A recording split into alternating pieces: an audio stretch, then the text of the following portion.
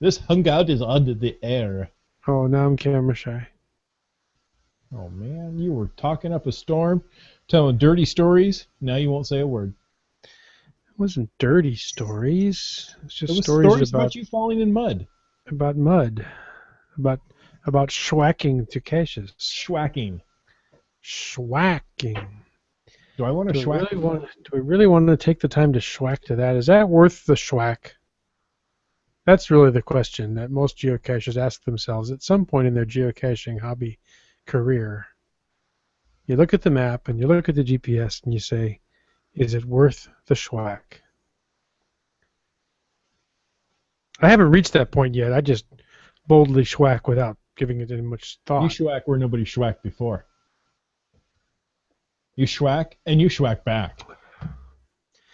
Schwack back. Yeah. Okay. Let's make some internet history. Hey, and welcome to Caching in the Northwest. Thanks for joining us. See you next week. That would be a historic show. Is that a short enough show? It's gonna fit in everybody's commute. Most people, unless somebody works from their bed. They should be able to make it from their bed to the place where they, do their office work. But that's not what I'm going for. I'm going for a little longer commute. I'm thinking most people drive. And they're going to listen to us on the drive. Because we drive them crazy. Yeah. We drive me crazy. Hey. You're going to get us blocked on YouTube for copyright infringement. Yeah, because everybody wants to hear a fat geek sing an old 80s song. Right. Well, that's the other podcast we do. Okay. You say words, I will play some music, and we'll get this thing started. Well, with an offer like that, you talk me into it. Okay. Here we go.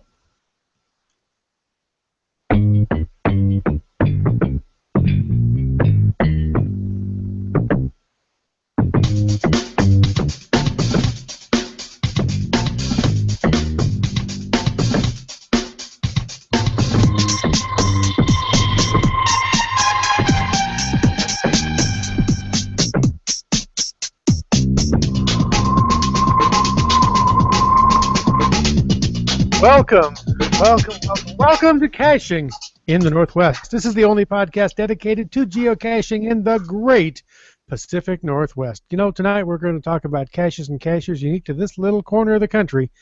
So, hey, invite your special someone to get out of the house. It's time to go caching in the Northwest. And we're doing this just the day before Valentine's, 2 days before Valentine's Day. It's coming up. It's too late for me. I'm hoping to save someone else tonight. Hey, I wore the pink shirt in honor of Valentine's Day. I went reddish. So, there you go. You see the reddish lighting about me? I really went all out for you on Valentine's Day. And if Pinky Tuscadero is out there, let us know. She would be old, but she probably can still drive a car better than I can. Yeah. Probably true. I've driven with you. Ouch. Your words are hurtful. Well, but you haven't driven in a demolition derby, so. It's true. I've driven on I-5, which is very similar. Yes. Well, drive the conversation back to geocaching, will you? Love it. Tonight we're going to talk more about challenge caching. We introduced the topic of challenge caching a few episodes back. Yes, we did. Would you give us a little reminder of what a challenge cache is? Well, it's a cache that's a challenge. And just about every cache I find is a challenge. But that's not really what we're talking about. We're talking about the actual declared challenge caches.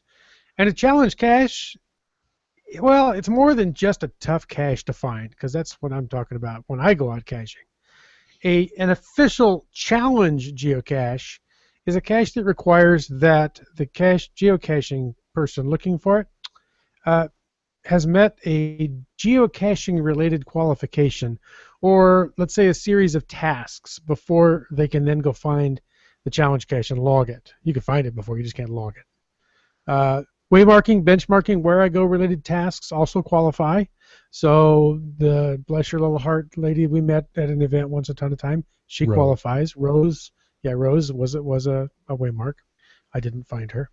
But the additional qualification or geocaching related tasks that they discussed are the basis for the challenge geocache, rather than what they call ALRs, or additional logging requirements. To be an acceptable challenge geocache, you can't just come up with this big, long, gnarly list of stuff, because they're liable to not approve it. A challenge geocache, it really needs to appeal to and be attainable by, that's kind of the key, a reasonable number of geocachers. So you don't want to make this super uber difficult one that nobody can ever accomplish. Challenge geocache may not specifically exclude any segment of geocaches either. They're looking for things in the positive light rather than eliminating and blocking people out. If a geocacher is required to alter their caching style or habits, so if you had to avoid a certain type of geocache or attain a specific 12% of your cache finds had to be of a certain type or something, they're not going to publish that. They're not going to approve that. The requirements should be succinct, easy to explain and follow and document, and not have a lengthy list of rules. That would be sufficient reason, by the way, for a challenge geocache to not be published. So there. I love that. And by the way, for our friend, all right. Over. Hey, there are several types of challenge geocaches. Mm-hmm. So you want to talk a little bit about different types by chance? Well, the closest challenge to me, it's a century challenge. That's 100 of something. That's 100 of something. The object of the challenge is that you must find caches all within one calendar day and all within the state of Washington. That's why it's the closest one to me. Mm-hmm. Where their combined difficulty and terrain ratings add up to a minimum of 100 stars. Now, you can have any combination of difficulty and terrain rating. 1.5, 1.5, so 1.5 difficulty, 1.5 terrain, with 3 stars, because 1.5 times plus 1.5 is 3. You did that math in your head, didn't you? Yeah. Even if with the Canadian conversion, it's still 3. Okay. Unless you're in Australia. And then 3 is half of 8. 3 is half of 8 all the time. That's true. So 2.5, 1. That's 3.5. You get the idea. Yeah, exactly. Well, so just go out and find 25 5s, and you're good, or 10 5 5s. Exactly. That's all you have to do is go hit those 5 5s, and you're done. I'm sure you can get 10 of those, high difficulty terrain ratings in one day. How hard? And I'm sure some cachers we know have done just that. I did look at that page briefly. Yeah. And the highest one is like 385 points in a day. Wow. That's a lot. But if you find 100, 1.5, you're doing well. No, that's not saying you have to go out and find all those in one day, is it? Or is it one? Yes. Or is it? So one calendar day. I'm thinking like on a specific date. You have 20. Well, one calendar day, not necessarily 24 hours. Right. So. Wow, I don't think I've ever qualified for that. I should have, because I know I found over 100 caches in a day. Yeah. So, but you mentioned Canadian, and we should mention, in case somebody hasn't noticed, our Canadian friend isn't with us today. It's true. He is out, but he should be back next week. He's out. He's out and a boot. Yes. Breiling does mention in the Q&A, and thank you, Breiling. We appreciate you. I discovered a whole series of challenge caches near Scappoose, Oregon today. Scappoose? Scappoose? I don't know. Scappoose. Yeah, I put an extra syllable in there. I don't know. Many are century challenges or quarter century challenges. Some have weird requirements such as 25 finds within any kind of meat in the cache name. In the cache name. Well, I had to look at that again. Did I read that wrong? Yeah, you gotta love a cache with meat in it. Got a good bologna or bacon challenge, you got it made. Yeah. I suppose those are practical ones that people can do, but that does seem odd, doesn't it? A little bit, but being odd has never stopped me from looking for a cache or doing lots of other things for that matter. Now, there are several ways to, excuse me. I'm still, Live. my cold is fine. That virus I have, it's been over 4 weeks now, and I still have this little nagging cough. It's becoming quite a nag. I That apologize. nagging cough, that wheeze, and other injuries. Don't. No? Okay. There are many ways to, well, you first of all have to see if a challenge cache is, you're capable of doing it. But, actually figuring out if you've qualified can be a real pain. Yeah. Now, I don't know if I have 25 caches that I found that have a meat product somewhere in the name.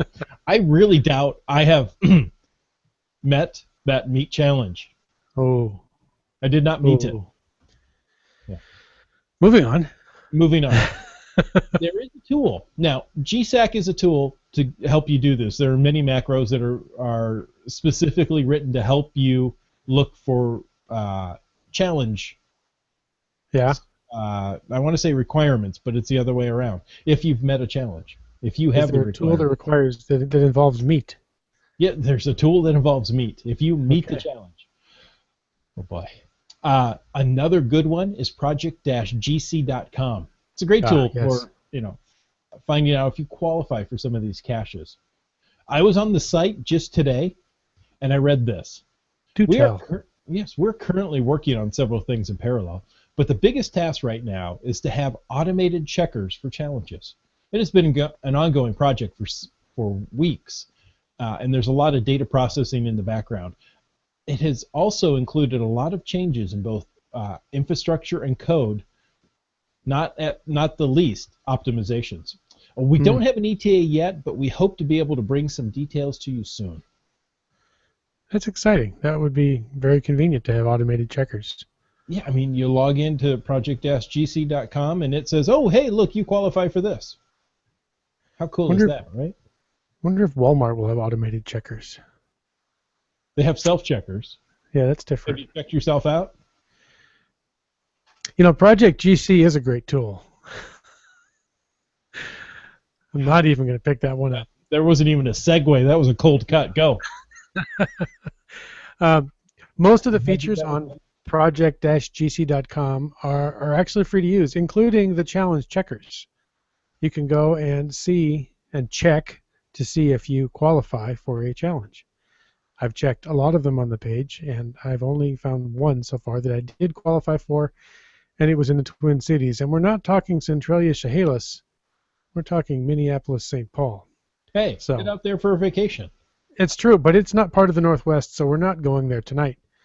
Now, there are some paid features on projectgc.com, and one cool one is the challenge checker map. That gives you access to a map that shows the challenge caches in the world and also shows which of them have checkers at project-gc. And this is great for caches to find on a trip. Supposing you're going to Minneapolis, St. Paul, that would be a trip. In fact, of the 187 challenges that are in Washington State, 78 of them, that's 41.71%, not 78%, 78 of them have a checker. So that's almost half. It's almost half. Yeah. Some of these checkers, if you've never been to project-gc.com, go there. It's free to sign up. You can use these checkers right away. You do have to link it with your geocaching account. Of course, that's painless, but you do have to go through the steps, a lot like verifying with a Facebook account. But there are a lot of different challenge checkers on the site, such as 365 and 366 days of caching. Several calendar-based checkers. Yeah. Uh-huh. caches that are 100, 500, or even 4,000 miles apart on the same day. You may qualify for that 4,000 one, right? I don't know about that. Fly here on the same day? Would have actually been the day before, right? Or Well, I did fly home from Japan once and land 6 hours before I took off in Tokyo. Okay. Because of the dateline, so that would have been that. But I don't think I found a cache on that day. So there's reviewer challenges. X number of caches approved by a certain reviewer or a number of reviewers. I ran that one today and found out that I found caches from 53 different reviewers. Oh, and that qualifies you for that challenge. It does. Because I think I had found, what was it, 32? 32, 37? Yeah, like and that did not qualify for the challenge, by the way. For the gold. You may have qualified for another level. That's possible. I just scrolled down to the bottom. There was, a checker there, gold reviewer challenge. I said, let's try that one. Oh, look, I qualify. With my luck, the cache would actually be in Germany. I was going to say, did you see where the cache was? No. Okay. There's alphabet challenges. Have you seen this, where you have to find a cache where the first letter is, each letter of the alphabet? Oh, okay. 26 different caches. So have you seen some strangely named caches? Well, I'm looking at the at a strangely named challenge. It's the Tautogram challenge, which, by the way, I do not fulfill the challenge. I don't know what the Tautogram is. I saw that and kind of just moved on. So, but inquiring minds want to know. I do. So I went and looked. Okay. While you're searching that, there's also one of my favorites, the 360-degree challenge. If you find caches within a radius of a certain cache find. So that's really warm. Well, yeah, it could be warm, yes. But we're thinking of degrees, not degrees. Okay. Oh, degrees. I don't have 360 of them. I like 70. By the way, a tautogram is text in which all words start with the same letter. Interesting. I wouldn't have known that. I like doing tautograms because I like using the same letter over and over again. Okay. So, project-gc.com. Go there, get a free account. I'm going to throw out a number. I want to say you can do 90% of what's on the site without needing a paid account. So give it a shot. You got nothing to lose. There are some other great features on project-gc.com besides the challenge checkers. That's the one we've pulled up. And it's a website. So that means you can do this from your tablet or your phone. It's going to work there. All the processing is done on the project-gc.com servers. So you could be out in the field and looking to see, hey, do I qualify for this challenge? project-gc.com. Very cool. Be your friend. I love it. I'm scrolling through here, and there's some fun ones. There really are. So, and it shows you on the challenge. Let's take the very first challenge here. That's the 100 souvenir challenge in the United States. So I can't do math in my head, but 17 people have qualified for that one. 178 don't qualify for it. So it's a big old pile. And those are the people that have run the checker, not like 17 people in all of geocaching. No, 17 who have run the challenge. That's near New Braunfels in Texas. Is it now? I've Yes. never been there. So let you know. And then the next one, there's another souvenir challenge where 146 people qualify and 10 people don't. So it depends on what you're doing. Well, let's see if I qualify for that one. Ready? I'm going to run the checker. Live on the air? You can't do that. I fulfilled the challenge. I fulfilled the challenge requirement, so I could go and look for that cache. I do too. Where is that cache? Why, it's in geocaching.com, of course. Where is it? I don't know. Shouldn't have done this live on the air, should I? It's near Waukee, Iowa. Yeah, it's just outside of Des Moines. It isn't that how you say it. That's how the French say it. Okay. de moi. Yeah. De moi.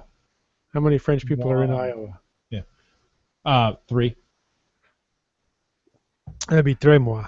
No? Très moi. Wow. We waited just long enough for Wet Coaster to say, you can also put in a request for a challenge checker if the checker does not yet exist. Oh, there you go. I love that. I've often been to the grocery store and requested a checker. I wish I could. Well, I want to say sorry for Wits End. Yeah, But- I'm going to let it go now. Yeah. It's a different kind of checker. Okay. But Have you we're been to Czechoslovakia? Czechoslovakia. We're also going to say thank you for taking the time to listen to this episode of Caching in the Northwest.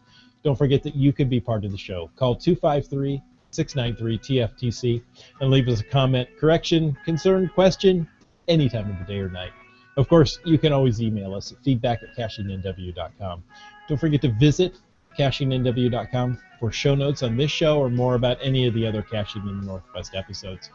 Your support helps keep quality shows coming. So if you like this show, please click the PayPal button on the website because I just went and renewed the website for another year. So if you want to pay, that's okay. This show is licensed under a Creative Commons Attributions 3.0 license, copyright 2015 by myself, Chris Altenauer. Thanks, folks. Hey, checkmate.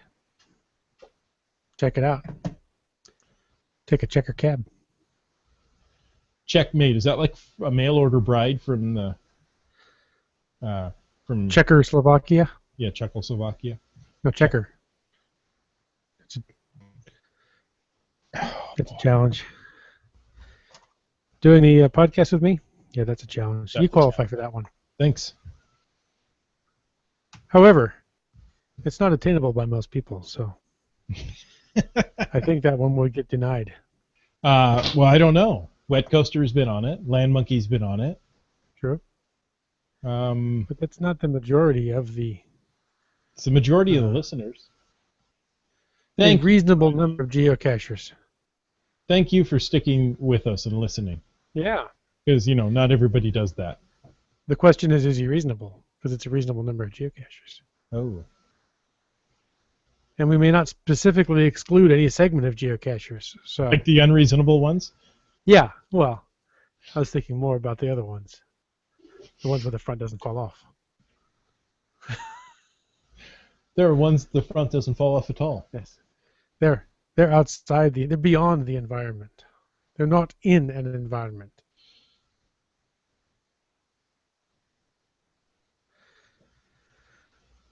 Let's see. Wet Coaster missed the beginning.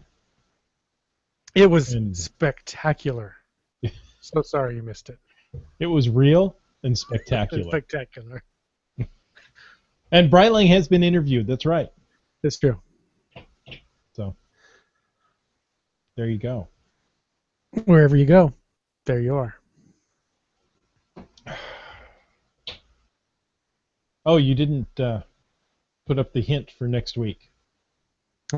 Or not next. Is it next week? We don't know when we're doing that one. We'll hint it later. Okay. We'll just let Brylang and Wet Coaster guess and wonder. Wonder, who. Ba-doop, boop, boop. Thank you so much. Over and out. 10-4, 10 WD-40. WD-40. 73.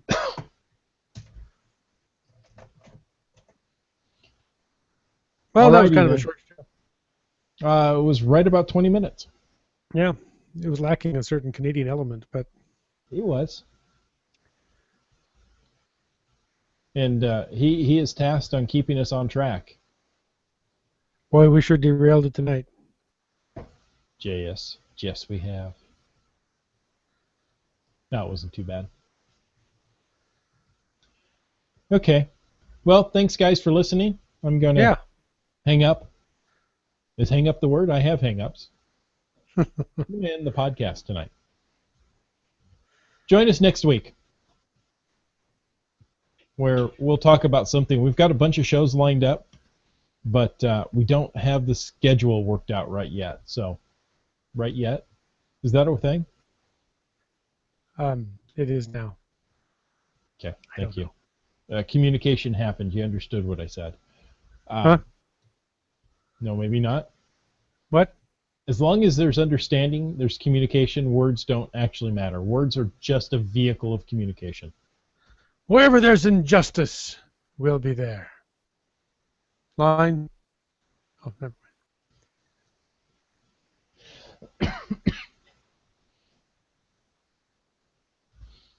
Gary is Wet Coaster is so very romantic. Oh, that's a Valentine's thing. He wants to see if his wife will do the Heart Geo Art That's series nice. this weekend. That's nice. That's so very nice. Maybe a glass of wine Geo Art series would go with that. Yes. Is that near the cardiac center at the hospital? Oh. If you go to a cardiac center on Valentine's Day, does that count? Sure. Yeah. Yeah, it's a heart holiday. Exactly. I think I'll go find a kidney geoart or a lung or something. Some other vital organ. Yeah. They're all kind of meat, aren't they? Yeah. See, meat in the title, and we've brought it back. Oh, heart, kidney, Yeah. liver. You're a sad, strange little man. Thank you very much.